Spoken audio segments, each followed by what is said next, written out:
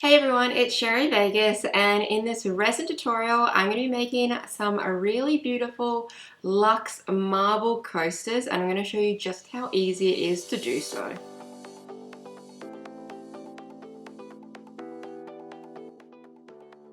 So I'm just starting off by using some geode shape coaster molds, and you can find these linked on my Amazon store for the ones I've used. And then I'm going to be doing up a little bit of a sparkly glitzy mixture, and that's what I'm starting with to create my marble coasters. So I've got a silver and this pinky tone, and these are like these little metal chip bits, and I'm going to add some into a cup.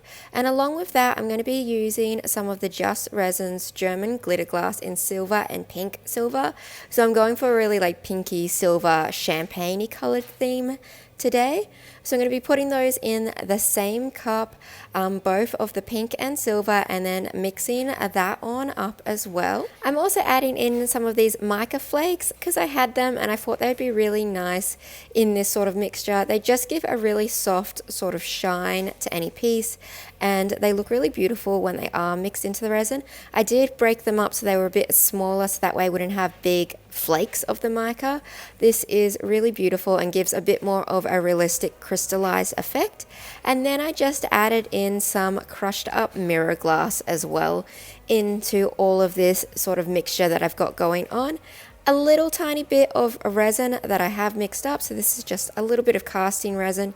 You don't need too much, just enough that it makes a resiny paste with all of the crystal chips. And then I'm going to be adding that into my coaster mold. So look how beautiful it looks there, so sparkly. And I'm just placing this in key areas, and this is going to just act as like little bits of crystal coming through my marble. I'm not going for a super hyper realistic look for this marble coaster. I'm going for something a little bit more luxe, a little bit more sparkly, but I really like to add this on in just key areas. So if you wanted to, you could add it all just into the center, or you could add it just all around the outside of your coaster mold. I think it looks nice kind of going little bits coming up through, like the crystal has sort of like fractured and broken up through the marble. Or that's what I think it's going to look like. So I'm just adding that all over into wherever I would like. It's just so beautiful and shiny. And then I'm going to let this fully set before I add my next lot of resin. Now, if you wanted to, you could do your resin straight on top.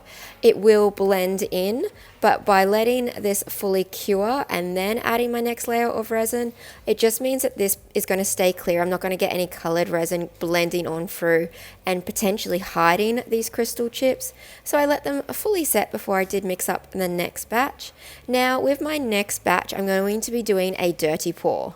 I've got my colors already mixed up, and I'm going to be using a few different ones. This one here is an aluminium silver that I've mixed with a tiny bit of black just to kind of give it more of a gunmetal silver.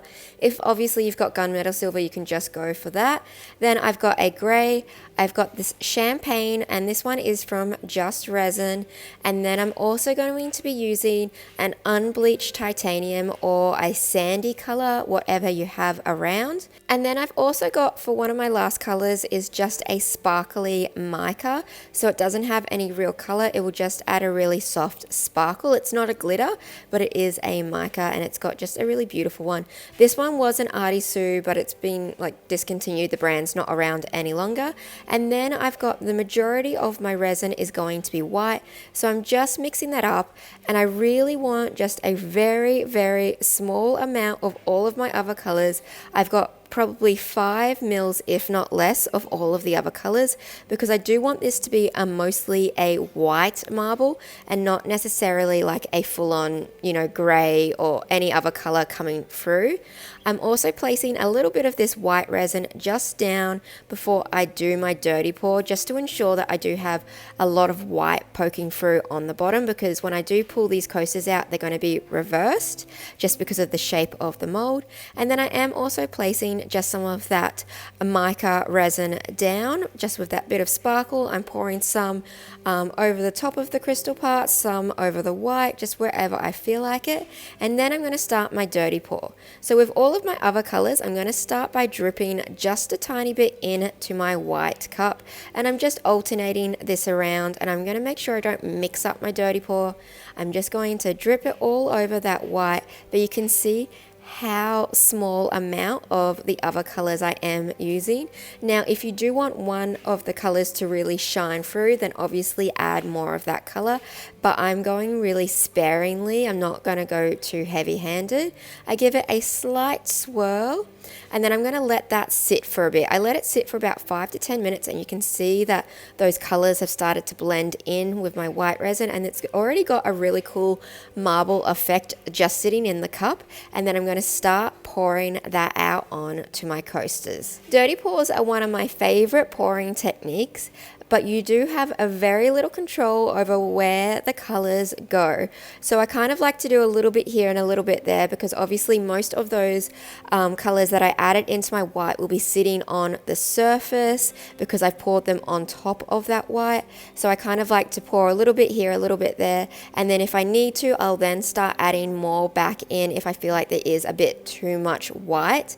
But as I said before, dirty pours are one of my favorites because they just give such a beautiful blending of the colors, a really beautiful marble effect, which is perfect for the style that I'm doing. I'm also going to be making sure that when I pour, I'm pouring over these crystal chips, because this is going to be the bottom of my coaster when I do take it out of the mold. So I want to make sure that they're fully covered, just to mean I don't have to do much sanding once it does get pulled out.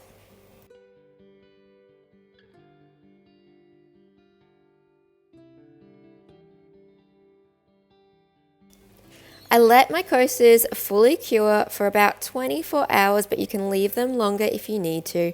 And the backs of these look so cool already, so I'm really excited to pull these out. And I cannot wait, because I'm going to be adding in some more detail to add a little bit extra glitz and glam. But how great does that look? I'm so happy with the marble effect in this. It just looks so natural and beautiful, really soft blending of those colors. And I really love how all of those little glitzy bits that I've added in really shine through. Now, in the old cup that I just used to mix up all of those glitzy bits, now the resin is set, I'm going to be mixing up some gold pigment powder and some silver. So this is pale gold from Barnes, and then I'm going to be using the aluminium silver from Barnes as well. They're both in a powder form. And I love mixing these two together because it gives you such a beautiful, like, champagne metallic color. It's not gold, it's not silver. I think it's absolutely stunning. So I'm doing even parts of both gold and silver, and then I'm going to be adding in some gloss varnish. You can use whatever brand of gloss varnish you like, and I'm just going to be doing a few drops in there, so I think about 10 or 15 for the amount that I'm going to need. You don't need a lot of the gloss varnish. A little goes a really long way, but just make sure that you really do mix the powder in with the gloss varnish. You don't want to get any lumps or clumps in that varnish. And you can see I'm getting like this beautiful sort of champagne-y, goldy, silver effect. I absolutely love that color. Before I do add on my detail and my sort of champagne gold, I'm going to be sanding back my coasters because I will be top coating these. So I give them a really good sand back, and I think I'm using either a 400 or a 600 grit.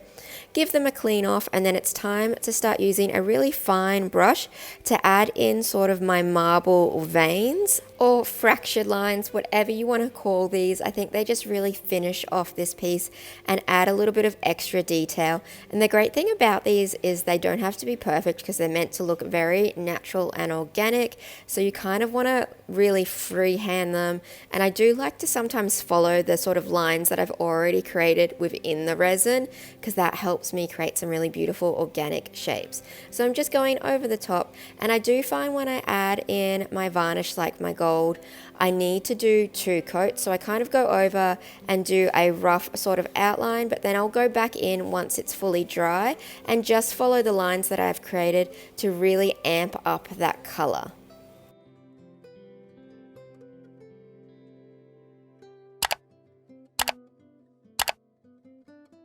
Something that I did want to bring up, which I haven't mentioned before on my channel, at least I don't think so, is that I am neurodiverse and I've been getting a lot of bit of hate about the way I pronounce words or mispronounce words.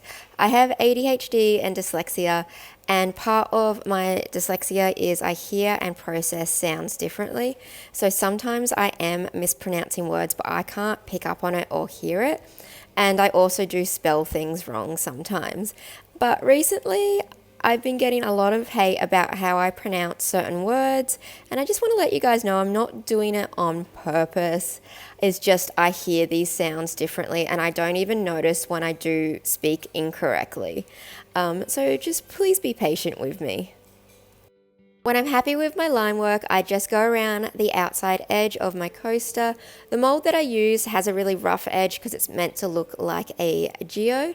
So therefore, going around with my sort of champagne metallic color just really enhances that, and I feel like it finishes this piece off beautifully, really makes it pop. And the last step that I like to do is top coat my coasters. I always like to top coat after I've done all of my sort of line work, because that way the top coat is going to seal that in and I don't have to worry about it getting rubbed off as the coasters are being used. So that's why I like to do this step at the very end. I'm using a top coating resin, which is different from a casting resin. It's designed to be super tough and have more heat resistance and be better UV stabilizing. And I've just fully flood coated that because I want it to cover all the way down onto the gold. I have put latex around the back of my coasters, so that way when the resin does drip off, I can pull the latex off and it takes all the drips off, which I will add a link up to a video where I can show you how to do that. It's a really great way to remove all the drips from the bottom of your coasters, but these are the finished coasters.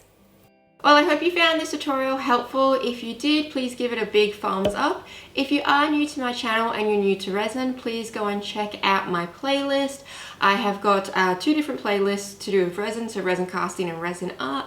So definitely go and check them out because there is a lot of videos on them. And if you're not following me on all of my other social medias, please do so. I'll link them down below. But it's all Sheri Vegas art or Sheri Vegas workshops, because I like to post a lot of little tips and tricks and behind the scenes stuff on that. So if you don't follow me on the other ones, definitely go and check that out. And if you are new to my channel, please do subscribe as I post new videos every single week. But I hope you enjoyed this video and thank you so much for watching.